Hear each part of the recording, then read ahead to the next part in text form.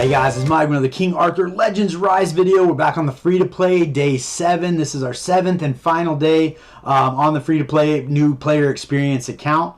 As you can see here, we haven't made a purchase on the account yet, but today we're going to go ahead. We got a legendary character coming into the game, so we're going to grab that up. On the monthly check-in, we got some bonuses. Somehow that reset halfway through this event. We're on day 7 here, get us some extra stamina there. But we're going to go ahead, we're going to use all the resources we have in the game, maximize every last bit out of this account as we can in order to show the progress that we can make in 7 days, which I think is actually fairly impressive. The feeling I get playing the game, it's like it feels like I make a lot of progress every day. I get new characters on the account every day. Like, it feels pretty good as far as that goes. I do feel the new player experience has been pretty promising as far as player retention for new players starting the game now. That being said, I'm a little bit fatigued from all the King Arthur I've been playing, because I've also been playing on my main account as well as this one here and just getting through the dailies every day and all the extra stamina from leveling up to level 42 in 7 days. We might level up again, but I think that's probably going to be where we end the account there at 42 on level 42. But a lot of great things going on this account. So I did kind of preemptively come in here and start doing some of the daily stuff. So our tier 7 on the new player event, we got these guys coming in with another 5 summons. So we're going to grab those, get those on the account. We also have this 4th of July deal going on, so we're going to pick up these guys I guess we earned yesterday, as well as the day 2.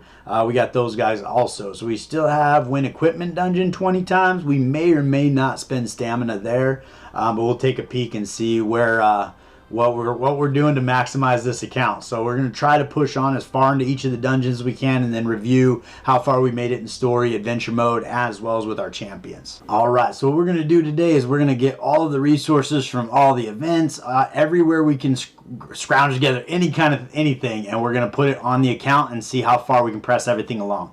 So we did go through and complete these guys, all the events that we could do just to max out rewards. So let's start by jumping in the item bag and just getting everything we can. So we're going to start with this legendary character. This can be anybody in the pool. So we're pretty excited. So I see the path you chose. That is Charlotte. All right. Well, as of today being the last day on the account, we are not going to build Charlotte. But that is a legendary on the account we did not have. We're going to grab these 4 to 6 star pieces of gear. Hopefully we're going to get something pretty good. These are keepsakes actually. So corrosion set on a 5 star and a couple 4 star pieces. So that might actually help the account along. We're going to go ahead and jump in here, see if we can get lucky. And we did not. We'd be looking for a frost for Jarrett or a flame for Rosier, but did not get that there. Let's go ahead and grab these guys, get them on the account. Hopefully we get some stuff to work with here. We are trying to upgrade skills on the account, specifically Morgan. I am really struggling with her defense down and her increased damage taken only going on for 1 turn.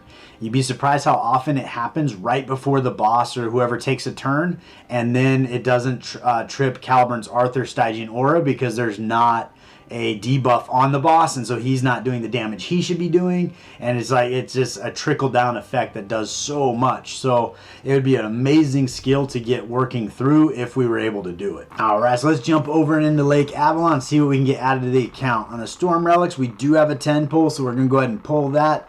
Really what we're looking for here, nothing that's really going to change the account. Obviously getting like Morgan Storm Relic or something like that would be awesome long term, but it's not something we're going to build today probably. So we're kind of going to be stuck in that space, but a lot of new ones on the account right there. That's pretty cool. Let's see if the Frost Relics, we only have 5, Flame Relics, we have 9, so we're going to be stuck there. We might try to see if we can find one of these in one of the shops, just so we get a 10 pull, just in case we happen to get a relic for Rosier there. Let's go ahead and pull 20 of these guys here, see what we can get on the account.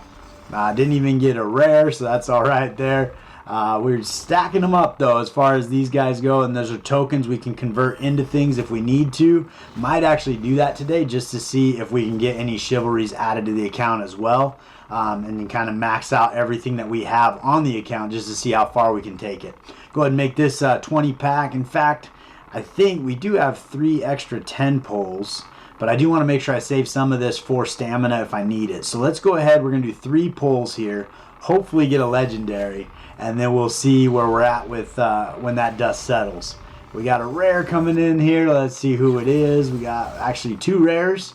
So we got an Arthur, may get us a Chivalry on Arthur, although we're not really using him anymore. And a Turin, which we have on the account, but that might be a Chivalry for her as well. So let's see if we can get anything new on the account. Here's another rare. Oh man, let's hope for multiple rares. I would love to get some Chivalries on Rosier. That's going to make a big difference trying to get her closer to Chivalry level 8. So that she can be very effective. Also, Jarrett and Gorgos, both of them are effective in Gorgos with higher chivalries. Just making them more durable and tanky is really the goal. And we're going to do one more that's just sheer crystals here and see if we happen to get lucky. Not gold yet, but we still have a chance right here. No. So let's see what we got on the rare front. We got 4 rares, so that's a pretty good pull. There's a Rosier. We'll take that. And then we got a Sarah as well, so that's not too shabby. Seeing how we do have 6 of the rate up summons, we're going to go ahead and make it an even 10 and get that on the account as well, just with those 600 crystals, and we'll hold on to the 3,000. We're getting a legendary out of the gate. That is awesome. So we're going to go ahead and go that route, and Power of the Sun is Gilbert? No, Gawain, that's right. So that's a new legendary on the account as well. In the effort of today, probably not going to have enough resources to build him, but again, that's another legendary on the account doing some work for us. We also got some 3 rares, actually pretty dang good, so we will take that. I think I hit skip. I hate it when I do that. I like watching them pop up in the lake. So if we actually head over to the Shard Exchange and we sell everything we're not using as far as the folks that we're building in these specific 7 days, we can get 4,663 of these little tokens. So we're going to go ahead and do that. We might be able to squeak out another 600 at some point during our upgrade here, and then we could actually get a legendary on the account. But with that, we could actually see about if there's a Rosier or somebody in here that would actually stack a Chivalry for us, and we could pick that up as well. So we're going to go ahead and do the same thing for the relics here, just scrolling through, making sure there's nothing I want. Right now, for the characters I am building, it would really be Jarrett's Frost Relic and Rosier's Flame Relic are really the 2 that I feel like I could really benefit from. Khalik potentially could be something to hold on to if I'm using him as crowd control, but I was fortunate enough to get a Merlin, so I'd probably just build him first. So that is something to consider. You can also start upgrading relics as well. That, you know, it's probably pretty early game for me to worry about that, but I'm trying to max out this account the best I can. So we're going to go ahead and exchange those. We get 10,000 tokens right there, and then we can see about what we can pick up in the relic shop. All right, so if we take a peek over at the relics that are available right now, we do have Cormac's Frost Relic in here. So we could pick that up. I kind of bailed on Cormac as soon as we got Caliber and Arthur, but seeing how we're on day 7 and we're not going to have another chance at this, we're going to go ahead and pick up Cormac's Frost Relic there. And as far as the heroes go, it doesn't look like there's anybody to pick up. I'd love to get this Morgan if we could. Just to get that Chivalry up to Chivalry level 4, and we're only 600 tokens away, so depending on how the day goes, we might pick those up along the way. So now that we have all the goodies on the account, we're going to jump into the Forge and actually see about crafting the best gear we can possibly get. So that's going to be, we're going straight to Vigor set, and we're going to see how many pieces of gear. Let's see if we have any 5 and 6. It does not look like we have any 5 and 6 star gear. On the 4 to 5 star gear, it looks like we have 2 pieces we can craft here. So we'll go ahead and do that. I think we're going to craft a necklace and a ring. These guys are a little bit of a gamble. We get flat stats here. It's not very good, but if we happen to get stats that work with any of our characters, such as effect accuracy or HP percent, that's going to be a big win as far as helping those characters out. So we're going to go ahead and craft 1 of each, and seeing how these are our chances to get a 5-star piece, we're going to use those extra pieces. One of them gets you a better chance for legendary. The other one gets you a better chance for 5-star. So we're going to keep our fingers crossed that that worked out. And we got legendary, 4-star, not too bad. Flat stat defense, probably not the best, but it is probably going to find a home with somebody. We're going to come over here to the ring, do the same thing. We've got 1 extra piece there, so we'll go for it. See if we get lucky. Here we'd love to see a recovery ring or an attack speed ring, ideally 5-star. Oh, I didn't look at what it was. So it looks like it was a flat stack attack. So could find a home somewhere, but not on any of the main characters we have so far. So let's jump back in here, and we're going to craft as much vigor as we can in all of these areas and just see what we can get done on the 3 to 4-star pieces. And it looks like we got 5 pieces that we can get over here, and 4 pieces we can get. Actually, we overlap, so we are only going to get 5 pieces total. So I think what we're going to go for is we're going to go ahead and do these guys again. We're going to go 2 rings, 2 of the pendants, and then 1 earring, and that'll be about what we can do. That's a lie. We're only going to get 4. So let's go 2 of the pendants, 1 earring, or 1 ring, and then 1 earring, and that ought to do it for us. But oh, that's an attack set, you bonehead! I can't believe I did that. That's a bummer. All right. Well, let's go ahead, get that on to the vigor set, and now we're going to get 1 of each because we can only make 3. So let's go in here, make sure we got these guys on there, do our best to get that done, and we are going to get a 4-star ring, HP percent. That would be good for a Nika, but I do already have a recovery ring, so she is actually probably better off in a recovery ring, getting those extra heals. I would like to speed her up because those heals are coming in pretty slow. And if I could make the heals bigger and come in more often, that'd be a big win. That piece there is kind of a dud. Flat stat, 3-star, not really that good. And then we're going to come in here. I'd really like to see an effect accuracy piece here, or HP percent would be the 2 that I think would help out the account the most. So at least off the top of my head, 4 stars a good start, HP percent. So I think that's going to be a piece for Nika to get her moving up in her HP. So on the keepsakes, we did actually get a couple, as well as we've been stacking up a few of these. So we can actually make quite a few keepsakes. But what we're going to do is we're going to aim for I think the strife set is probably going to be the most versatile most of the time. I don't have anybody that actually has 6-star awakening, so nobody's going to benefit from any of these at this moment. The corrosion set would be the other one I would look at specifically for my dot dealers. Rosier as well as Anguish would be great there. If I had a Lancelot, put him in there as well. But for right now, we're going to go this route. We're aiming for the belt. So we do have an opportunity on the 4 to 5-star pieces. So we're going to go in here, and on the belt, we'd be looking for an effect accuracy or HP. Effect accuracy would go for Morgan, and HP would go for Nika. So we're going to give that a shot and see how that goes. And then we're also going to do an orb to see if we can get, there you go, with a 4-star effect accuracy and with attack speed on it. So that's going to be a pretty big win moving from where we're at now on Morgan. Moving over to the orb, we'd really like to see a attack speed main stat. 5-star would be huge right now. That's 5-star. Evasion percent. So that could be, I'm trying to serpent evasion, probably not going to get used even though it is 5-star. And I think on the orb, we're going to go for broke for this, and we're really looking for an attack speed. We can't make 3 of them, we can only make 2. So we're going to make these 2 and hope for a 5-star attack speed. Would be a really big win in an effort to get our Morgan over 200 speed. So that would be that was a goal I set out for. I'd really like to hit it. We got a recovery orb and attack speed orb. So we had one of the 2 that we needed, but we're going to take a peek and see what we want to do with that. So taking a peek at Morgan's build, I think this is the best we can do for the day. We're at 196 on the speed, so we fell just a little bit shy. A lot of opportunities here for speed. We could get a 5-star speed ring, a 5-star orb. Both of those would do the trick. Or we could get a couple extra rolls along the way here, because a couple of these only have 1 roll, or maybe not even. So I think there's a lot of opportunity to get a little better going on here. But I would say after 7 days, I'm actually pretty pleased with the build I've put together with Morgan, and she is pretty effective. That being said, let's see what we can do for her skill upgrades. What we really want to do is hit this passive 3 here and get the number of turns on the defense decrease as well as increased damage taken. That would be the biggest win for her right now as far as helping Arthur do more work.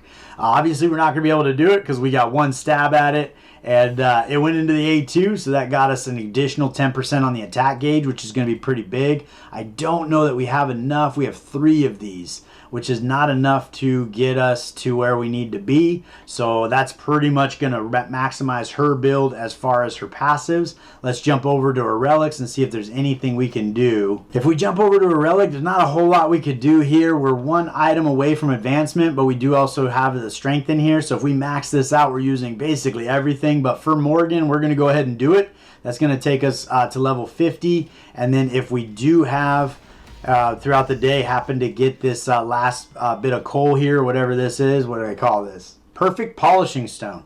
It looks like coal. If we get that, we'll probably advance that relic to 6 stars just to get those added stats on Morgan. Again, anytime I get anything on the account, the first stop is Morgan, trying to get her outfitted as best I can until she's serving every purpose I need, and then we start working towards the other characters. Next, we're going to move on to Nika. We're going to finish her build the best we can.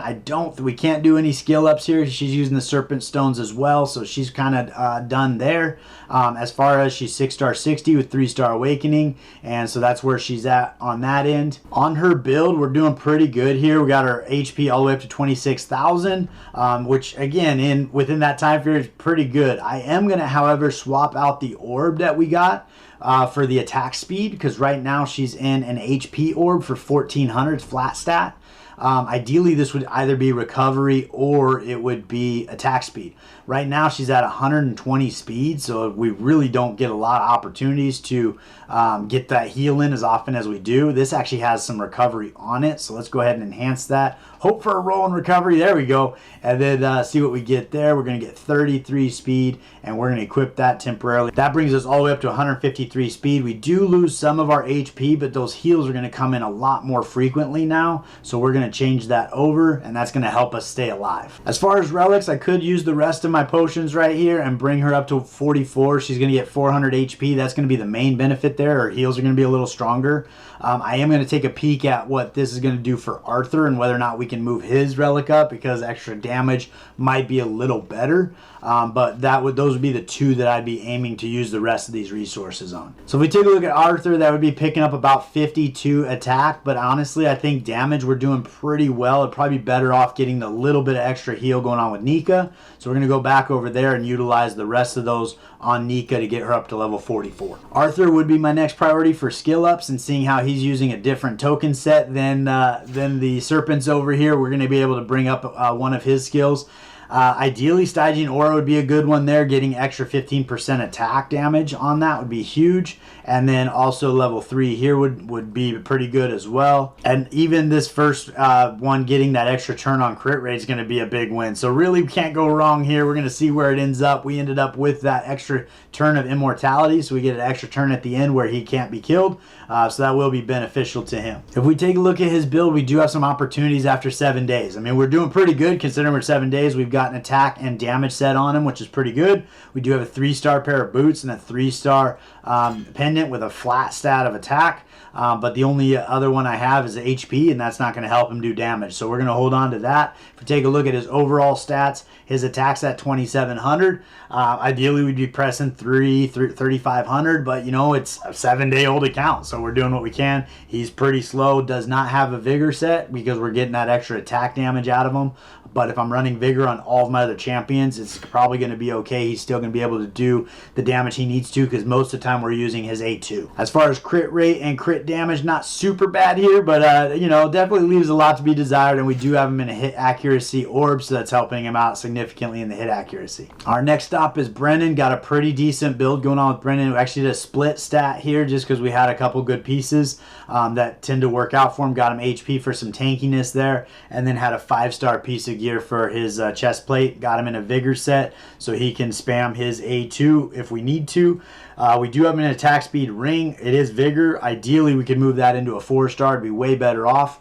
But having that extra speed on him is going to be pretty helpful. Also got him in a 5-star attack belt, as well as attack on the orb. Probably not ideal for him. I'd be looking for more defense or HP, and then maybe attack speed going on with the orb just to keep him moving quickly and being tanky. But you know, beggars can't be choosers on a 7-day account, so that's where we're at with him. He would be a priority for boosting the skill, and we do have his A passive cooldown would come down to 2 turns instead of 3, so that wouldn't be too bad there. Although we're not really running him with a bunch of bull favored allies, so I don't know it would be a benefit for us right now. This would be a good one to get. Number of barrier turns is increased by 1, and then on Crom Croc's passive cooldown. So these two would be ideal for actually making progress on the account. So we did end up getting it right here on this the passive 3, where when he gets hit while he has a barrier, he has a chance to actually do a counter strike. And that is on cooldown. So now it's on a 3-turn cooldown instead of a 4-turn cooldown. So that's going to be pretty good. Next, we move over to Tristan. We're kind of going with the damage build with him. Got him in a crit rate and damage, or excuse me, attack set. So he's doing a little bit of damage for us. Mainly going to be using him in Pinvid and see if we can get through stage 10. I'm hoping that we might be able to. I did get him upgraded to mostly 4-star gear, so he's feeling pretty good there. His stats are a little bit weaker on the attack at 2,000, but we got him a little bit tankier than he was at 1,400. No vigor charge there, but crit rate's up at 40% and crit damage at 54. So that's really kind of why he's in there. So hopefully we can get him working on Pinvid 10. If we jump over onto his passive skills, we've got one skill we can upgrade here. So we'd be additional attack damage when using skill 1. Ideally, we're not using skill 1, although we don't have him in a vigor set, so that could happen more often than we'd really like to admit, so that probably wouldn't be too bad. When attacking, if target has protection, 100% chance to reduce all of this hero's passive cooldowns by 6 turns. So basically resetting all of his passive cooldown, which is kind of cool. Max uses goes up by 1, so he gets 2 times per battle. And then on this guy here, attack gauge charge 10%, which is just kind of speed him up. So I think any of the 3 are going to be beneficial for us. Let's see, we got that first one there, so we're just getting a little extra damage on that A1, which is okay because we're probably going to be doing that more than we really want to. And then briefly, it looks like we're out of materials to upgrade anybody, but looking at the builds, we've got Kay in a vigor set and then a split off-piece set just to get her an entirely 4-star setup. Her stats are looking pretty decent. Attacks up at 1,800. Do have that vigor set going on. Attack speed is abysmal, but it is there. So ideally run her a little faster, get her attack up a little bit. But at this stage in the game, it's probably more important that she has defense and HP stats to be a little more tanky. Crit rate is up at 48%, which isn't bad. And then her crit damage is at 37%. So she can smack and do some work for us in that space. If we take a peek over at Rosier, she's there for dot damage in Gorgos. That's the only place we're using her right now. Although I think we might actually use her inside Aldry the Ice Bear as well, because she does a pretty good job there also. We got her in a vigor set and a crit rate set because she can do damage with her abilities there. And then we got her stats looking like you see here, pretty weak on attack, not super tanky, but we do have the vigor charge and her speed is up at 154, so she should be able to go fairly frequently, trying to get as many dots on Gorgos as we can. Effect accuracy is really hurting at 15%. In fact, with her effect accuracy at 15%, I'm actually going to split her offset here. Instead of having crit rate, we're going to put this piece on her and enhance that all the way up to level 12. And that will give her an added 21% when it comes to that effect accuracy. We attempt that, so now we're up at 36%, so she has a much better chance of landing that dot damage, which is more important than her critting as far as that goes, because we really need those dots to land. So 36% over 15, take that all day long. So we're going to go ahead and make that adjustment to her kit before we press on in Gorgos and see what we can get done. So we take a peek at Anguish here. As we look at the gear, we're pretty much using all of our leftovers here. I did see an upgrade we can make right here by bringing this piece on. He does have a rolling effect accuracy here, but we are going to get more stats and make him tankier. So we are going to forego just over 1% effect accuracy that we had on this, but we are getting quite a bit more HP out of it, as well as some defense stats. So it's just going to be overall a more tanky piece for him, help him stay alive a little bit. And ultimately his stats are coming in. They kind of get weaker as we go. You know, it's we're just using the best gear that we have. We spend a lot of time farming stuff, so we could actually spend some time in the forge crafting specific gear sets. But, you know, as it gets deeper and deeper, it just becomes harder and harder. We need him to run his A3, so we got to have him in a vigor set. We also have him in an accuracy set, so he has a better chance of landing his dots. And then so his effect accuracy is actually all the way up at 56%, which isn't too bad. We actually do have him in an effect accuracy banner, and we did get some fortunate rolls in different places with effect accuracy as well. So 56 isn't hateful. Ideally over time you get that number significantly higher, upwards of like 90 to 100 ideally, which when you're running 4 or 5-star gear is going to be a lot easier to do. And even getting like a 4 or 5-star belt that's effect accuracy, you're going to gain, you know, 8 or 9%, 10% out of that per star. So that's going to be significantly more helpful than what we got going on here. And then the last hero I have built is Jarrett over here, just trying to make him as tanky as possible. So got him in 2 life sets and a defense set, and then got his stats basically as tanky as I could with the gear I had. His attack's super low, defense at 1,400, HP's at 14,000, pretty slow as well. But as far as that goes, he's really just trying to stay alive through Gorgos, and he does need to be a little bit fast, just in the sense that he's the cleanser of all the burns. So you do want him not, I mean, this is pretty slow. It's probably going to be a tough time getting through high-level Gorgos because of that. Also because he is a Storm Relic. He is negative affinity with Gorgos, and that's going to make it harder for him to stay alive as well. Next champion I would build on this account, we did just get Cormac's Frost Relic, so I could probably spend some time taking him to 6-star, but it would definitely be Merlin. I would build him for crowd control, specifically for progressing through Forbidden Dungeon. So now that we've maxed out our characters, let's jump over and see what we can do with them. So we're at Pinvid, Plane of the Beast. We're farming currently at Plane Beast 9. We're going to see if we can beat it on 10. Our team that we're currently running is this one here. We're going to give it a shot. We might pull in Tristan to do the speed lead and maybe have to pull out Kay and kind of give that a shot and see how that works. But we're going to give this a shot and just see if it does the trick for us. So the way we're running this guy here, we're going to be doing Nika's A3, if it lets me get in there. Nika's A3, we're spamming K's A1 because all of our damage ideally is coming from Caliburn Arthur. Now, he's really going to do the damage when Morgan lands that debuff, and it's only going up for 1 turn. So if that doesn't time right, it's not going to do a lot of damage. Plus, it's not going to trip his Stygian Aura where he's doing serious damage, hitting extra 5 times. Because there does need to be a debuff on the enemy for that to happen. So that's pretty unfortunate. But we're going to go ahead and run with this and see how it does. We got a 5-hitter on K's A1, and we're going to go right after Pinvid and see if that does the trick. If not, we can try to take down each of the tusks, which makes Nika's job of keeping your folks alive a lot easier because there's less damage coming in. But we're going to give this a go and see if it'll get it done. So with the update of Morgan's skill, getting that extra 10% occasionally is helping out quite a bit here. We're moving through this pretty well. Nika going faster, I think, is a huge win also because we're getting a lot more heals. It's a lot easier for her to keep everybody alive. Even though her heals aren't huge at 5,000, because they're happening significantly more frequently, we're able to take down Pinvid 10. That's the first time we've cleared Plane of the Beast on floor 10. So we got a lot of goodies on the account right there. So as far as that goes, we got through Pinvid. If we jump over to Burning Land, we're going to see we're currently are farming at Burning Land 7. A big part of this is we do not have the right relics for Rosier and Jarrett. You want that Frost, you want that Flame. That's going to make them significantly better. We could have spent a little more time upgrading their relics. It might go a little bit further as far as keeping them alive, but we're going to go ahead and press on with the adjustments we've made and see if we can clear Burning Land 8 and just see how far we can go. All right, so as we're going through Gorgos 8, he is taking pretty much a one shot on the big wave for Rosier, and I think if we had the other relic, we'd be just fine.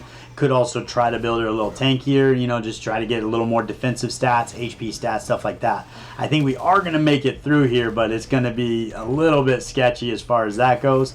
Jarrett, again, is kind of getting hit pretty hard, although Anguish is doing just fine with that Frost Relic. So he's actually in the worst gear out of all of them, and he's doing just fine. So it's just a matter of getting everybody in the right relics with the right amount of defense and HP, and we did get through Gorgos 8. I'm going to try Gorgos 9 just to see how close we are. So I did jump in and take a peek at what we got going on here. We're actually using Rosier's A3, where she has a 50% chance for the last hit to inflict bleed. So that's only a 50% chance that she puts 1 up. If we do her A2, she actually has a 50% chance for each of the 2 hits to inflict bleed. So on the Storm Relic, I never use it, which is why I just assumed it was the A3. That was kind of a bonehead move. We actually want to use her A2. That might actually give us a better chance of stacking those up a little bit, where maybe we might be able to kill Gorgos a little quicker so we don't have to be quite as tanky. So we'll give that a shot and see if that helps out. I'm going to say it's probably not going to do the trick because they're both already dead. I think he's just hitting too hard to have them in negative affinity relics right now. So that's pretty much where we're at with Gorgos. We're on stage 8. Now I will say those 2 relics, and I think we're pressing through stage 9 and probably onto stage 10. That team will definitely beat stage 10 with the other relics, the Flame Relic for Rosier and the Frost Relic for Jarrett. And it might need some 4- and 5-star gear to make work, and maybe some higher relic levels. but that team is capable of beating Gorgos 10 without a problem. If we head over into Frozen Plain with Aldry there, we're at Frozen Plain 7's where we're farming. We're going to see if we can press on. Very tanky team here with Nika and Brennan doing shields. We did get the added benefits for a couple skill updates, as well as some speed for more heals, so hopefully we can get through it on this stage. The biggest thing here is trying to make sure we land that heal disruption when we need to. For me, I'm kind of an auto or bust kind of guy, but if you went and made sure you are holding on to 3 vigor for when Aldry's hibernating and make sure you can run their A3, the chances of both of them missing this is pretty slim. He has an 80% chance right now. I think it does book up to 100, and it goes on for 2 turns instead of 1 turn, which is then all of a sudden you don't need Morgan at all. And she also has a 70% chance of landing it. So if they both get a chance at going, the chances that they both miss are going to be pretty slim. That being said, on auto, they may not both get a chance to go for it, but usually at least one of them will. But we're going to run this through. We're going to focus on Aldry, the Ice Bear here, and see if we can get through stage 8. So that being said, the tough thing is their effect accuracies are not super high. So even with that percent chance, you got to have the effect accuracy to land it. Stage 8, we seem to be landing it okay, but as we go higher and higher, Aldry's effect resistance is probably gets bigger and bigger, and it's probably harder and harder to land that. So we're going to see if we can press on. So we had Aldry right around here, and we did not land it, and we just healed all the way back up to here. So this is one of the frustrating battles, I think, just because of how long it can take and how RNG specific it is, where once you do get Brennan to a point where he's putting it on for 2 turns and 100% chance, this fight becomes significantly less RNG heavy, and Brennan takes care of that entire need for you with 1 character, and so it kind of works out pretty well. But unfortunately right now I got to use Morgan as a backup plan. Nika is keeping everybody alive, so I'm not really in danger of dying here. But it obviously is going to take a long time for me to get through this. So it looks like we are going to get through him. We whittled him all the way back down. So unless he goes into hibernation and we can't land it, I think we'll kill him first anyway. But we'll find out. It's close. There he goes. All right. So there goes stage 8. We're going to try for stage 9. So we did switch gears a little bit here. Went over to Rosier because she's positive affinity. I think that works out pretty well. And so we're trying to land these bleeds up here. Now, Aldry does have, I think, a 90% reduction of bleed or dot damage, which is just something to keep in mind. So you do have, oh, no, we didn't get, oh, it's the second turn. Okay, we got another shot at it. Come on, Morgan, land it. Nope, didn't. Brennan, I don't think he's going to get a turn. Oh, that's brutal. It's going to take forever. So I don't know that she's technically doing more damage than Arthur. The struggle with Arthur is he needs other debuffs up in order for his ability to work, which it is kind of coming through pretty consistently. But the bleed damage, I think, is doing as much as it was for Arthur, but it is positive affinity, so she's easier to keep alive. So I do feel like this might be a better composition than the Arthur composition we were using. All right, I'm going to go with the right RNG. I might be able to get through stage 9, but we keep missing the thing. We're going back. Morgan just died. I think you'd have to do it first try before this beast mode goes on, or the rage mode. Because I think after 20 turns or 20 hibernations or something like that, he gets this rage mode and then he's going to start killing people. But if you did happen to land it each time, I think I would get through stage 9. But in the interest of time, I've already been sitting here for probably a half an hour. We're going to say that I'm stuck at stage 8. Probably could do stage 9. And I will say in a certain stage that's kind of a fail anyway, because who's going to come in and farm a 20-minute Frozen Plains? And this is one of the reasons it took me forever to farm Aldry to begin with on my main account, was because I did not have a team that was efficient that could get through it in a reasonable amount of time. So I just didn't even bother just because it took so long. Which I think is kind of unfortunate, but it is also one of those things where it encouraged you to build the right team, so and book the right people. I think the current champion in the raid up summons, as this was recorded several weeks back, right now I'm on vacation, Probably getting a tan in Hawaii. In Alaska, it'd probably be kind of cold up there. I don't want to be getting a tan. But anyway, so right now, Lagartha is the rate up summon. She would be an absolute beast in this space if we had her on the team. And then we would be able to probably press on a lot more efficiently. And then you just go through Aldry one time with him never being able to heal, or her never being able to heal, because that the heal disruption's up the entire time. So it does depend on what champions you have and how you build them and so forth, but getting through some of these really long runs is kind of painful. And last but not least, let's jump over into Shrine of Storms. The team we've been running is basically our same team. It's a tanky team with Arthur doing the damage. Here we are positive affinity across the board instead of negative like we are with Aldry. And then we do have the Storm Relic with Brennan. That's going to be neutral. So that works out pretty good as far as keeping it going. We're going to go ahead and see if we can do stage 9. We're currently farming stage 8. And if we can beat stage 9, we'll press on to stage 10 as well. We're going to go right after Tarask, the Stormcat here. Ideally, you're running out in front of Tarask, and you're really playing the turn meter manipulation game. The best team that I've seen on this probably still is running Sergius, at least for an early game team. So you'd have Morgan, Sergius, and the front Flame Relic, and probably a Caliber and Arthur to do damage, with Nika as a healer or a healer in general. But this team does have a pretty tanky ability to stay alive, so potentially Caliber and Arthur would be able to do that. And we did speed our Nika up where we're getting a little more heals more often, so it might just be enough to get it done. Running Brennan's A2 here to get that shield when he does that taunt.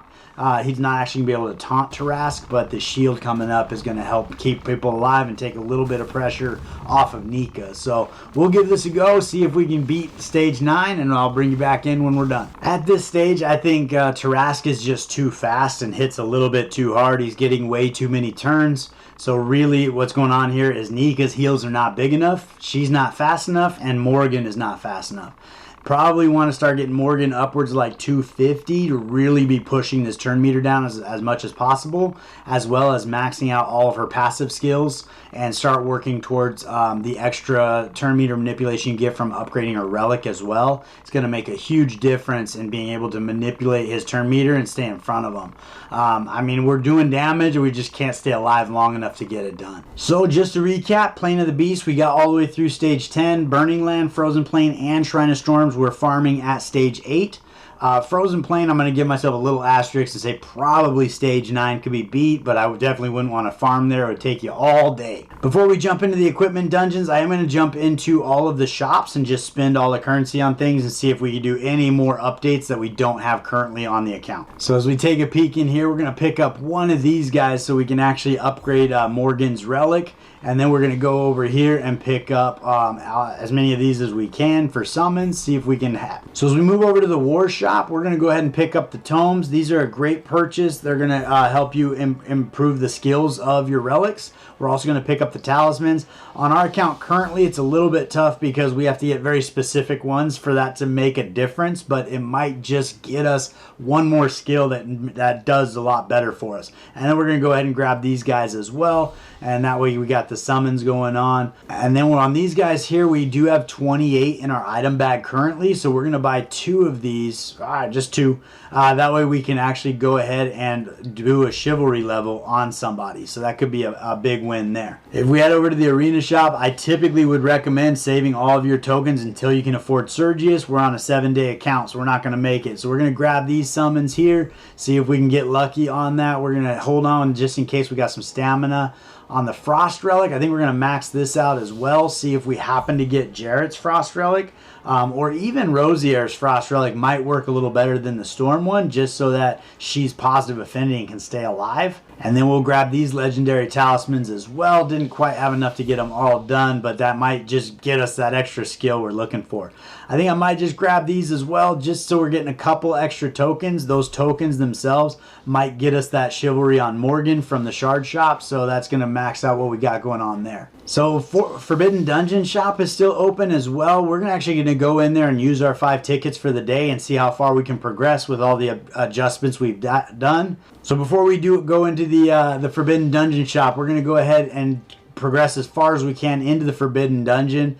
We do have 5 tickets to use, in order to get that done. And we got all the way to stage 55 and got capped out. So now with the improvements we've made, hopefully we can go a little further, but we're going to go ahead and put this on auto and see how far we get. All right, so we ran through our 5 tickets. You kind of get some along the way. We capped out at 64. I think we could go deeper, but this is just how far we could go in the 7 days after we unlocked it. I think it took us a day or 2 to unlock it, so we only have 4 or 5 days, and there was 1 or 2 days where we kind of stuck in a couple places.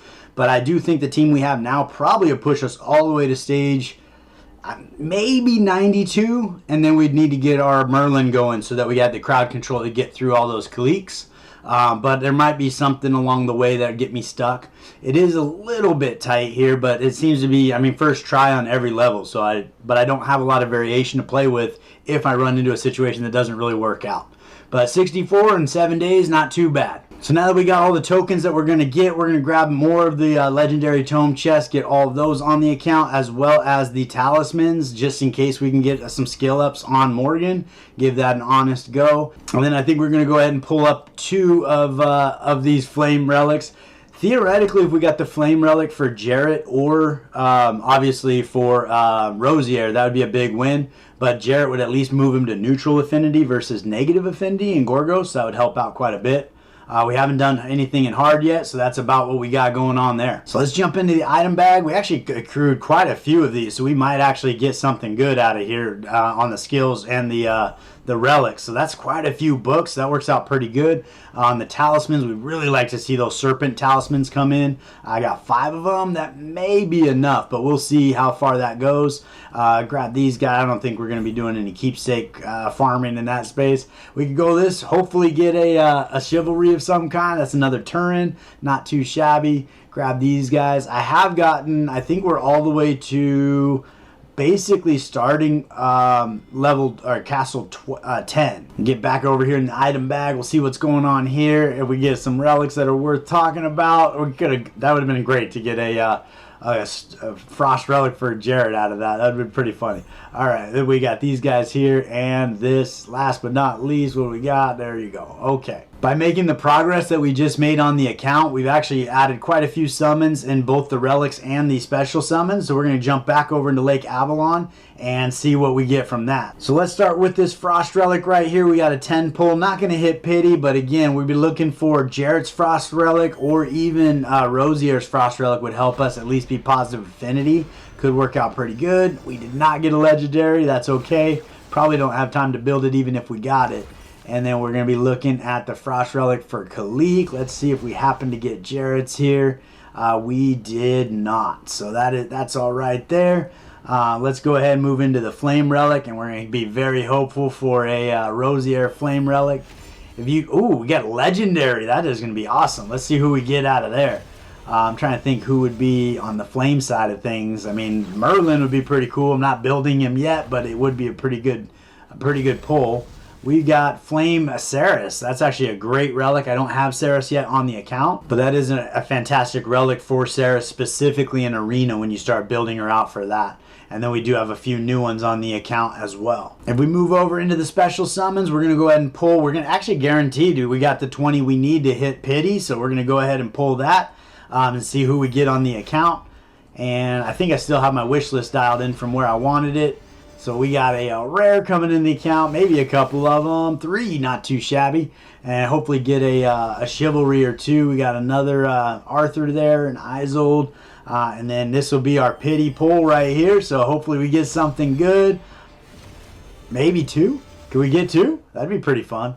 On the free to play in our first, and 4 rares. That's a great pull. Rosier, hopefully that gets us a chivalry for Rosier. Steadfast, there we go. There is our Lancelot. So that potentially could be the difference. If we were going to day 8, this Lancelot right here might get us through the Gorgos stage 9, maybe even stage 10. But we would have to build him out and get some extra dots coming from him. But we got 2 Rosiers, so that's definitely going to be a chivalry for her. And then I think we got some of those tokens. So we might be able to get her up to chivalry 7, which would be pretty good. And then Lancelot is a fantastic pull. Now that he is on the account, I would actually change up the wish list. At this stage, personally, I'd probably go back to Morgan until I got her to chivalry level 5. I probably would hold off on Anya because she is mostly an arena champion, though her counter strike when she's on Chivalry level 4 becomes very useful. But until she's Chivalry level 4, she doesn't really have a lot of use cases. So I'd probably kind of stick with Nika potentially, trying to get all the way to Chivalry level 8 where it becomes less necessary to have vigor sets. But I'd probably leave these two on. In fact, all three of these I'd probably leave on for a while now because we have a copy of most of the heroes we need. Once we get Vivian, we probably splash in an Iwarit, splash in Saris, splash in Bedivere, start getting those heroes on the account. And then once we start hitting the chivalries we wanted on those three heroes, then we start moving through, maybe picking Brennan back up. Him at Chivalry level 4 is pretty solid. So those will all be pretty good benefits. Because we're wrapping up and we got these crystals here, it looks like we have enough stamina to press on where we want to. So we're going to go ahead and finish out this 10 pull and the next one. Which we should have enough crystals to do that, and then we do still have a few crystals to buy stamina if we need to, but we just want to test out, make sure we're getting as deep into this stuff as we can. One rare, that's okay. After the last pull, we'll take it. That's a ban, and then we'll do one more pull here, and we're not out of the woods yet. Oh no! All right, we got a rare coming in, hopefully more than one. There we go, 3 rares. Love to get another Rosier. That might get us a Chivalry level 8 if we could. There's a Jarrett. That's pretty good. Another Jarrett. So let's jump over and see what we can do as far as maximizing our champions. So on Morgan here in the skill up, we did not get enough to do another skill, unfortunately. But we probably got one to do for Nika here. So we can go ahead and upgrade one of Nika's skills. On this guy here, we got the resistance increase turn 1. Probably not the best one we could get, but max recovery 10% would be pretty big. And then let's see here, passive cooldown on this guy would also have been pretty big. So that's probably the worst of the bunch, but it is progress nonetheless. Let's jump over. There was something we could do with relics here. We did buy that piece so we can advance Morgan's relic. This is going to give her more stats. It doesn't increase her speed though, but it does give her more stats, just more tanky and survivable, which can be pretty good. And then we're going to take a look at the skills we can level up. Specifically, we're hoping to land this A2. We get added 10% attack gauge manipulation with that. That would be absolutely huge if we could land that one right there. We did not. We got another try at it. Let's go for it. We got it. So now if we do it again, we're actually going to be getting more damage out of her instead of getting all the way to here. So for the purpose of today, I think we're actually going to move that over to Arthur and see about getting a skill on Arthur here. So we'll go into there. We got it on the A1, unfortunately, just some extra damage. Getting it on that A2 probably would have been ideal because we're always smacking there, and getting that extra 15% wouldn't have been too bad. Our next champion, we got a Brennan here with the books going on, so we'll see what we can do. That's the A2. We actually use that quite a bit, adds some damage. I would really like to get number of recovery disruption turns up, but we're not going to be able to upgrade them quite that much, but that would make a huge win for Aldry, help us get through that Frostbear. We did get some more potions. We're going to go ahead and put on Nika just to get that extra HP, get a little more out of her heals there, maximize that out. And then we have some chivalries that we need to look at doing here. So with Rosier, we're one copy away from getting all the way to Chivalry level 8, which would have been pretty strong. So, I mean, within 7 days, we got her at a place where she's pretty functional, doing a lot of good work for us. Defense and HP is going to make her more tanky, so that's going to be huge. But really, when you get to Chivalry 8, that's where she starts putting a little extra into the dot aspect of things, and she enhances her fresh Crimson Blood to Bloody Frenzy. So that goes from being able to put an extra bleed on an enemy for 1 turn to doing that, as well as increasing the duration of all the dot's effects that's on the enemy. So this is where she starts to extend those out, where she can stack them up and really do a lot of work for you. With this here, as long as she's landing a good amount of dots, and other people are as well, she's going to be able to blaze through Gorgos 10 really easily, just because it's going to be super fast, and Gorgos isn't going to get a lot of turns. So you don't have to be super survivable as long as you're at Chivalry level 8. So that is a big benefit there. On Jarrett, we have a couple chivalries we could do here, getting a lot of extra stats, so we'll get those on him. We might actually have to try Gorgos 9 again, just to see if all these extra stats we're getting made a difference or not. I thought I would try. It's still no good. They got hit, I think twice is all they got hit, and it was done. But I figured we got some extra stats, so maybe it was worth trying. So we jump over into Nessa Weiskalag. We've actually been farming stage 5 pretty comfortably. We're going to try for stage 6. This would be starting to get to that point where you probably want to start working towards a Sarah, where she does the buff disruption that bring all the evasion he puts on himself, makes him super hard to hit. That would be a great win as far as that goes, but we're going to jump in here and just see if we can make it through and how far we can press it on. So this has been an absolute tickle fight trying to get this done with all the buffs that Weiskalag puts on him, and he's starting to pick me apart now that we're all the way down here. So I think we are going to be stuck. We did beat stage 6, but we did not beat stage 7. So until you have something to answer for all those buffs he stacks on himself, it's going to be really hard to progress past stage 6. In Origin Apolia, we've been farming stage 5. We're going to see about pressing on. I think stage 6 or stage 7 is when you move into 3 waves and it becomes a little bit more challenging. And even though we are going with pretty much all negative affinity here, I think we are going to give this a shot. I think it has a better chance of having success against Apolia here. So let's give it a go and see how far we can get. So I was thinking of Arcelis, who goes into 3 waves. So I think Apolia only has 2 waves, but we do pick up the other foot at some point in time.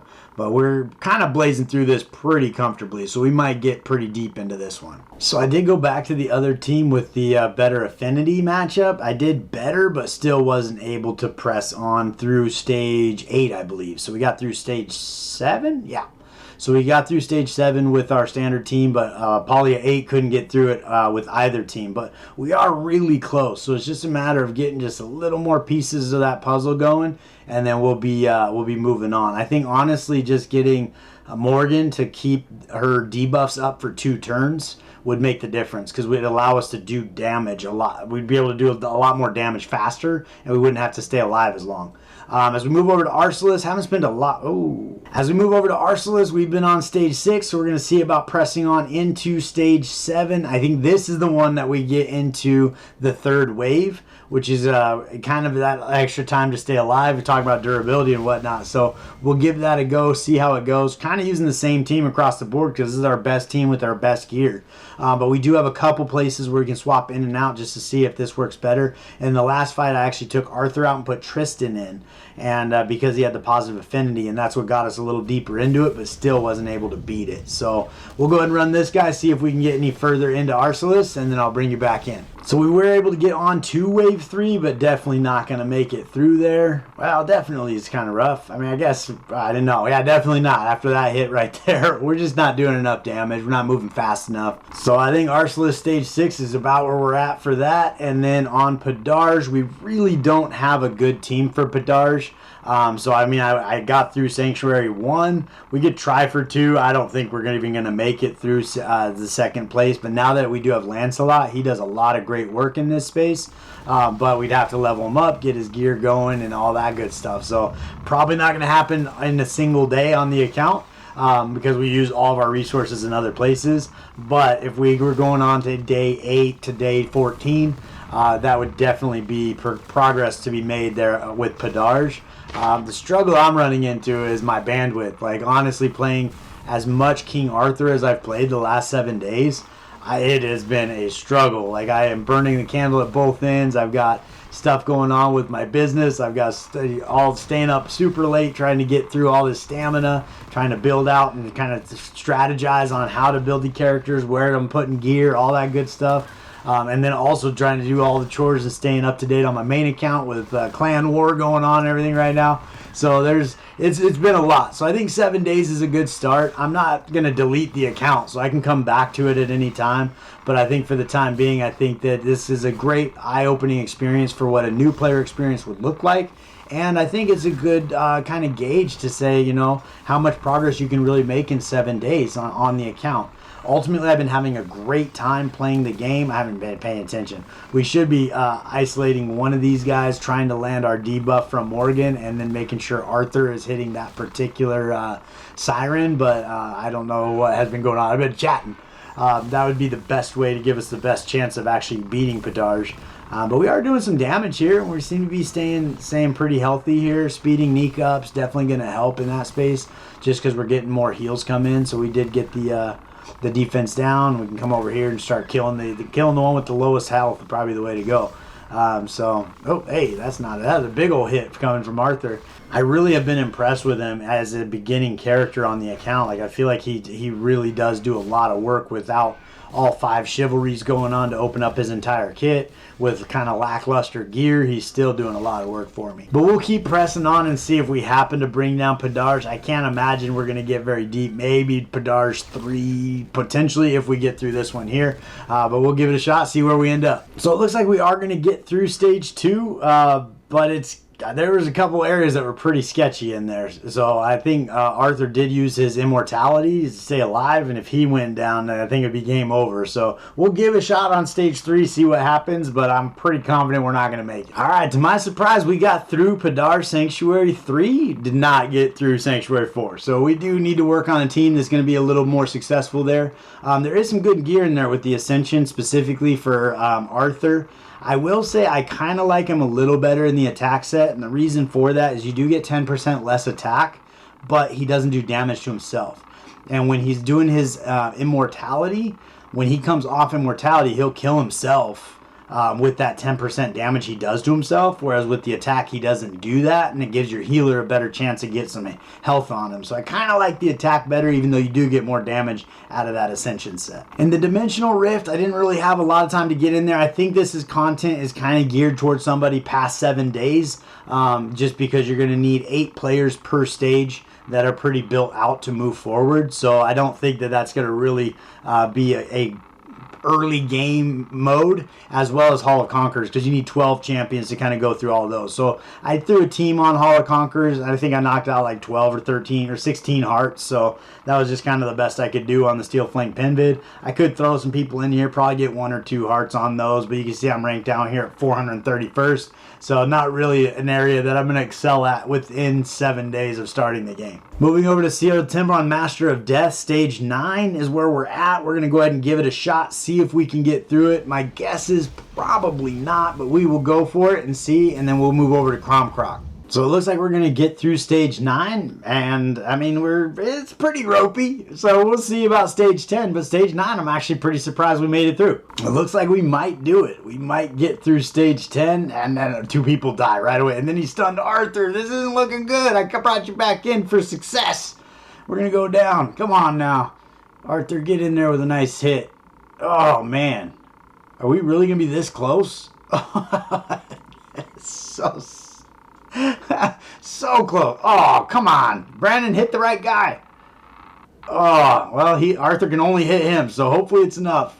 It's not. It's not enough. We lost by that much. All right. Well, in the interest of time, because I've been playing this for probably a half hour now, we're going to move on. But that's how close we are to finishing stage 10 of the Master of Death. So let's move over to Cromcroc and see where we can push on in that space. This is going to be pretty tough because I do not have Bodwin built out or Guinevere. So I'm kind of trying to brute force it. Ideally, the first person he takes everybody. He leaves Arthur. Arthur can do the most damage. This is probably not even worth playing. So we're going to go ahead and forfeit that. This is going to be kind of more of a frustrating thing because it's just RNG waiting for Arthur to go and then giving it an honest shot. But we'll play through it and see. We'll take a peek. Morgan might be able to get him back up just because she's fast enough to do some stuff. But we'll see. But I'll press on in Cromcroc and bring you back in when we're maxed out. So with Morgan, we didn't make it. With Arthur, we didn't make it. And we didn't even get close with Arthur. And I think he's our best chance. So Cromcroc, we're probably tapped out right now just because we have the wrong players. Really need to work towards getting that Guinevere. That's going to change the game dramatically, and I think we'd be able to press on probably past like stage 6 or 7 with our current team. If we were to bring in Guinevere, probably instead of Brennan, and then we'd be able to move through that pretty well. And last but not least, for the day 7, we've got the main story mode. We got all the way to chapter 10. Again, stuck at Cromcroc because we don't have the right players on hard mode, but we blazed all the way through. Probably could go back and get a lot of 3 stars based on where we're at in the game compared to where I was when I was going through here. And then on the adventure mode, we're all the way through chapter 8 and we got stuck at the Ice Bears. Might be able to get through it with the right RNG. Definitely if we built Merlin and Lancelot. Adding those 2 characters, obviously 2 like Morgan and Nika, I think would definitely be pretty good. And then you'd be able to freeze them and kind of work your way through. But I do remember that level being pretty hard on the main account too. So that's where we ended up with the chapter. So all in all, 7 days into the game, I think we did pretty well. We got quite a few things going on as far as leveling up and so forth. I think that gets us to the area where we're ready to start. All right, as far as our area, we're actually got to the point today where we can start moving towards castle number 10. But upgrading your castle gives you a lot of perks, so I mean, it's definitely something you kind of want to do in the background of the game as you're going. And then the last thing I want to talk about before we sign off is I just want to talk about that new player experience. At the end of the day, I mean, this is kind of a beginner's guide. I think hopefully it'll help you out if you're starting the game. But also from a new player experience, a lot has changed in the game in the last 6 months, and I really wanted to see what is going on and what a new player experience is as they come up in King Arthur. And I gotta say, the experience is fantastic. Like, it really is a lot of fun. You get to play the game basically as much as you want, more than I could even handle, to be honest with you. I still got 232 stamina, and we do have stamina in here I could use to kind of further the account and try to press on a little more, but I think we're not going to make that much more progress than what we're at right now. But that being said, as a new player, that's what you want. You want to be able to play the game, progress in the game, and have a good time. The other thing is you progress through the game so quickly. Like, how many 6-star 60s I have in 7 days. And it's like, and how many legendary characters did I get in 7 days? I have 10 legendary characters that I pulled in the first 7 days. And with that, I got 3 chivalries on Morgan. So I actually pulled her 4 times. I think she's the only legendary I have chivalries on, though. That is true. All right. But it just kind of gives you a lot up front. Now, the struggle with that is because there are only 27 legendaries, 25 legendaries in game. I don't even remember. I have a big chunk of them already after 7 days, which is a little bit of a problem. But there's a lot of chivalries that need to be worked out here. And the way the wish list works out in the summoning, I think it works out really great for a new player. You can kind of go in and choose the champions that are going to best move your account forward. Pulling King Arthur early, or Caliburn Arthur, I guess it's King Arthur, King Caliburn Arthur, as well as getting Morgan chivalries and Nika and Brennan. Like, it just added so much to the account, and it kind of adds a different level of strategy. Like, you might try to get your Lancelot first for that speed lead and that dot damage. He's a fantastic champion. Or you might lean towards Merlin for the defense lead and the crowd control. And you can kind of play the game to your own strategy and build the team the way you want to go. Or you can get that Guinevere that we need for Cromcroc because we're really not doing too well over there. But it's one of those things where at any given time in your account, you say, I really need this character. You throw them in your wish list and you have a much better chance of getting them. And I think that is a really positive player experience. I do think that it's a little overwhelming, all of the different ways you can upgrade a champion, from the actual experience level to their advancement. I mean, experience and advancement I think makes sense. Awakening makes sense. Skill ups makes sense. The passive skills on top of the active skills is a little bit much. The amount of chivalry seems pretty daunting as a beginning player. When you come into your relics, you can strengthen your relic, you can advance your relic, awaken, skill up, and now you have element enhancement and engraving going on, which I think is good for in-game content, but as a new player, it does feel very overwhelming. I do think that there is a huge opportunity in this space for a new game player to get a few pieces of 5-6-star gear, specifically Vigor set. I think that Vigor is king, especially for an early game account. And there's just not an avenue to get Vigor sets on the account short of going in and farming the equipment you need to forge it. And I don't personally think that's a positive experience. I would rather have a dungeon that I have to do to go farm Vigor pieces as opposed to go farm pieces to go into the forge and then forge the Vigor set. I just feel like it's just less, it feels less fun for me. And because the Vigor set is so important, I do feel like that is an opportunity to get into the like new content space. But that being said, you got the stamina to do it. You can go in there and you can do it. But as a new player, you probably don't realize how broken Vigor is. And so you might go in there and farm up, you know, your crit rate or your damage or some of the other sets that you use in other games thinking that they're going to be the best. And then find out later, like, I should have been farming Vigor this entire time because everybody on my team needs Vigor. Until you get to Nika Chivalry 8, and even then I would argue it's still a benefit. But you're pretty mid to end game by the time you get to a point where Vigor sets are something you can kind of work around pending skills that you've upgraded as well as chivalries you've gotten and things of that nature. But ultimately, again, like it's a positive experience. It was fun. You go in there, you can build those pieces out. Within a day, you can outfit 2 or 3 characters with Vigor set pretty easily. It just may not be ideal as far as the pieces. Like I'm sitting on an attack percentage piece on a necklace when I should have an effect accuracy piece for Morgan. I don't have 2 rolls in speed on a majority of her pieces, and I wasn't able to get her to 200 speed.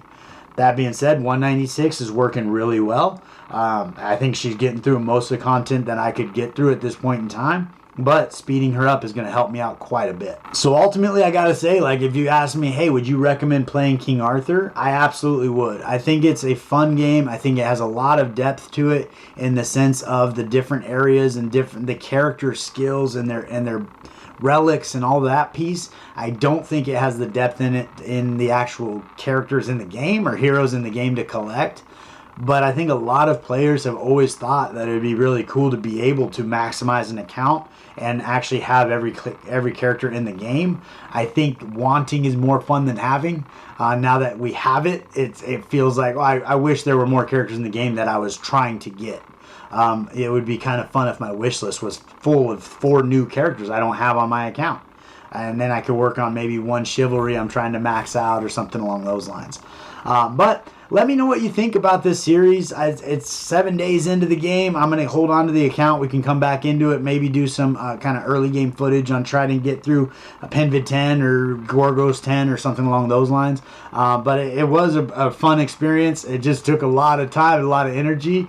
But if I wasn't doing a bunch of other things on the side, I think it would have been significantly more enjoyable. And I think that somebody starting the game today is going to have a very different experience than somebody who started the game even 6 months ago. So I appreciate you guys hanging out with me all the way to the end. I appreciate you guys watching this series, and I look forward to seeing you next time.